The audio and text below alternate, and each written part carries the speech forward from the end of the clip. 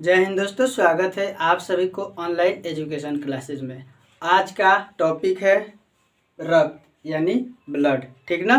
तो चलिए इसके बारे में हम लोग पढ़ते हैं। ठीक, रक्त एक प्रकार का तरल संयोजी ऊतक है। रक्त एक प्रकार का तरल संयोजी ऊतक है। Blood is a liquid connective tissue. ठीक, अब देखिए नेक्स्ट क्या है कि मनुष्य में औसत रक्त 5 से 6 लीटर पाया जाता है। मनुष्य में औसत यानी रक्त की मात्रा कितनी होती है? 5 से 6 लीटर, ठीक ना। आगे देखते हैं।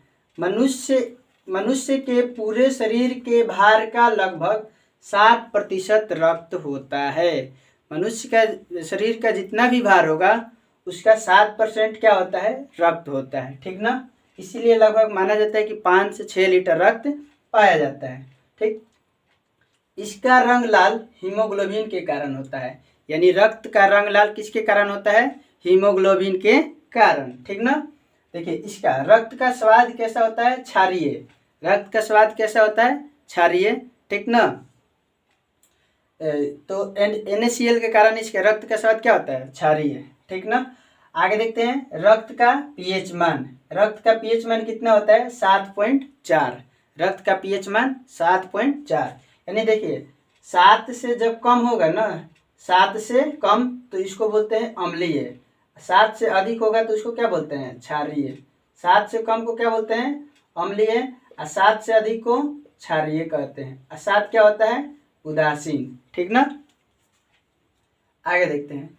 अब देखते हैं इसमें रक्त समूह यानी ब्लड ग्रुप की खोज किसने किया था? तो ब्लड ग्रुप की खोज 1901 ईस्वी में कार्ल लैंड स्टीनर ने किया, ठीक ना। कब किया था? 1901 में। ठीक, रक्त समूह कितने होते हैं? 4। रक्त समूह 4 होते हैं। कौन कौन सा? ए बी और ओ। ए बी और ओ। अब देखिए सर्वग्राही कौन सा रक्त समूह है? कभी कभी एग्जाम में पूछा जाता है कि कौन सा रक्त समूह सर्वग्राही है। तो सर्वग्राही AB या AB+।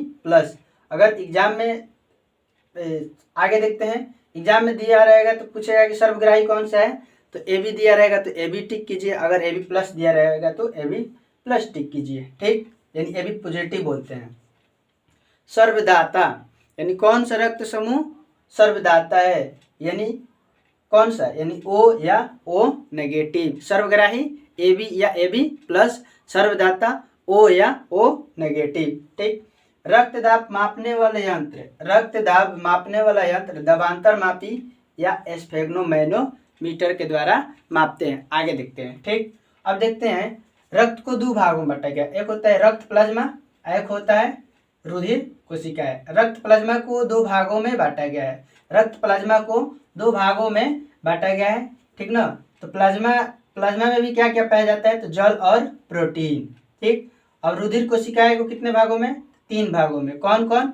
एक होता है RBC यानी लाल रक्त कणिकाएं, रेड ब्लड कॉर्पोरेशन। ठीक, एक होता है श्वेत रक्त कणिकाएं जिसको हम लोग कहते हैं WBC व्हाइट ब्लड कार्पल्स। एक होता है प्लेटलेट्स, ठीक ना। अब देखिए रक्त में रक्त प्लाज्मा जो होता है 55%। रक्त में रक्त प्लाज्मा कितना प्रतिशत होता है? 55%, ठीक ना। बाकी प्लाज्मा में जल की मात्रा कितना होता है? 90%। प्लाज्मा में जल के मात्रा कितना प्रतिशत होता है? 90%। ठीक, अब देखिए नेक्स्ट क्या है? एल्बुमिन प्रोटीन रक्त को गाढ़ा बनाता है। यानी हम लोग का रक्त जब गाढ़ा रहता है वो किस प्रोटीन के कारण? एल्बुमिन प्रोटीन के कारण रक्त कैसा होता है? गाढ़ा। ठीक, ग्लोबिन प्रोटीन शरीर में एंटीबॉडी का निर्माण करता है। यानी ग्लोबिन जो प्रोटीन है ना, ये शरीर में हम लोगों का एंटीबॉडी का निर्माण करता है। ठीक, नेक्स्ट है फाइब्रोनोजिन। नेक्स्ट क्या है? फाइब्रोनोजिन तथा प्रोथ्रोम्बिन प्रोटीन रक्त को जमने में मदद करता है। प्रोथ्रोम्बिन तथा फाइब्रोनोजिन तथा प्रोथ्रोम्बिन प्रोटीन रक्त को जमने में मदद करता है।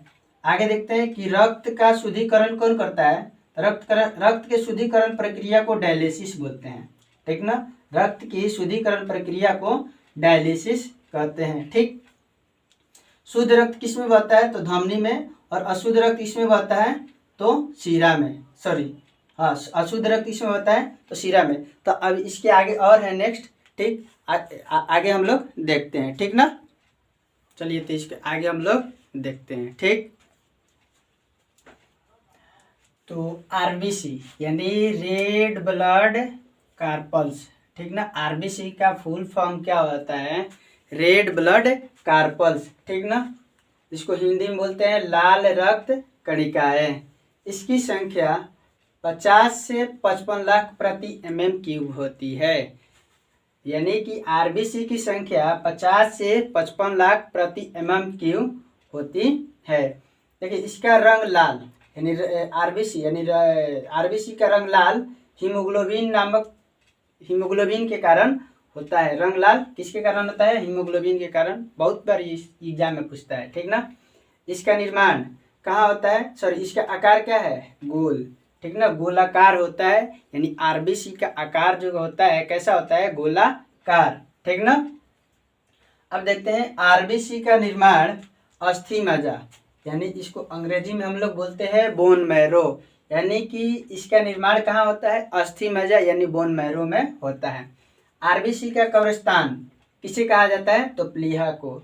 आरबीसी का कब्रिस्तान किसे कहा जाता है, तो प्लीहा, यानी इसको हम लोग अंग्रेजी में बोलते हैं स्प्लीन, ठीक। अब देखते हैं प्लीहा को शरीर का ब्लड बैंक भी कहते हैं, यानी प्लीहा को शरीर का ब्लड बैंक भी कहते हैं, ठीक ना। अब देखिए आरबीसी का कार्य क्या है, आरबीसी का कार्य यानी रेड ब्लड कार्पल्स का कार्य क्या है कि O2 और CO2, O2 मतलब ऑक्सीजन, ठीक, CO2 मतलब कार्बन डाइऑक्साइड का परिवहन करता है। यानी आरबीसी का कार्य जो होता है ना, O2 और CO2 का क्या करता है, परिवहन। O2 मतलब ऑक्सीजन, CO2 मतलब कार्बन डाइऑक्साइड, ठीक ना। आरबीसी O2 का परिवहन करने के लिए, आरबीसी O2 का परिवहन करने के लिए हीमोग्लोबिन नामक पिगमेंट का प्रयोग करता है। यानी आरबीसी जो है O2 को परिवहन करने के लिए हीमोग्लोबिन नामक पिगमेंट का प्रयोग करता है, ठीक।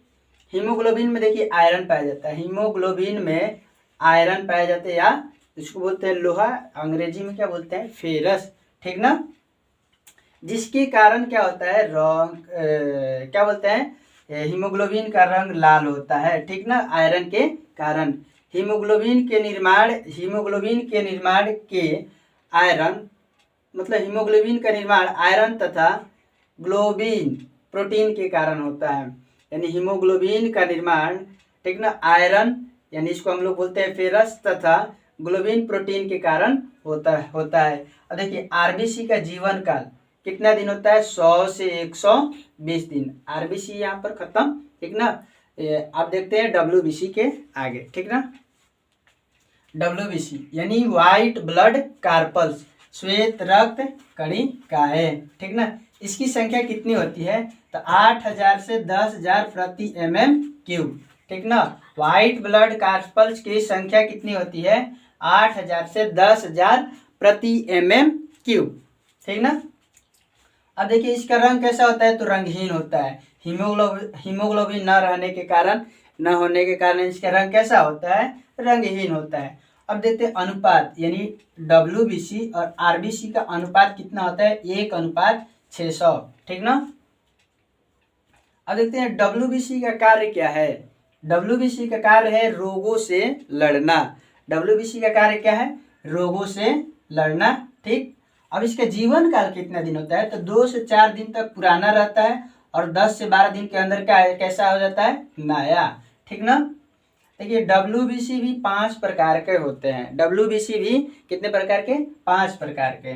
पहला है मोनोसाइट्स, यह सबसे बड़ा डब्ल्यूबीसी है, ठीक ना। मोनोसाइट्स जो है मोनोसाइट्स यह सबसे बड़ा डब्ल्यूबीसी है, ठीक ना। और यह शरीर में रोगाणुओं का भक्षण करता है, क्या करता है, भक्षण करता है, ठीक ना। अब दूसरा है क्या, लिम्फोसाइट्स, तीसरा है न्यूट्रोफिल, चौथा है बेसोफिल, और पांचवा है इसिनियोफिल, ठीक ना। तो डब्ल्यूबीसी में इतना ही था। अब इसके आगे था एक क्या था, प्लेटलेट्स ना, तो प्लेटलेट्स, ठीक ना, इसकी संख्या जो होती है 2.5 लाख से 3 लाख प्रति mm³ होता है। यानी प्लेटलेट्स की संख्या हमारे शरीर में 2.5 लाख से कितना 30 लाख mm³ होता है, ठीक ना। आगे है कि जीवन काल, इसका जीवन काल कितने दिन होता है, तो 3 से 5 दिन, 3 से 5 दिन इसका जीवन काल होता है, ठीक। सॉरी, यहाँ पर 2.5 से 3 लाख, 2.5 से 3 लाख, यानी इसकी प्लेटलेट्स की जो संख्या होती है ना 2.5 लाख से 3 लाख होता है, ठीक ना। अब देखते हैं, अब इसका जीवन काल कितने दिन होता है, तो 3 से 5 दिन। प्लेटलेट्स का जीवन काल कितना होता है, 3 से 5 दिन होता है, ठीक ना। अब देखिए, डेंगू बीमारी शरीर में ब्लड प्लेटलेट्स की संख्या को घटाने लगता है, ठीक ना। डेंगू जब हम लोग को बीमारी होता है तो इसमें हम लोग को प्लेटलेट्स की संख्या जो होती है घट जाती है, ठीक ना। जो कितना होता है इसका संख्या 2.5 लाख से 3 लाख प्रति mm³ होता है, ठीक ना।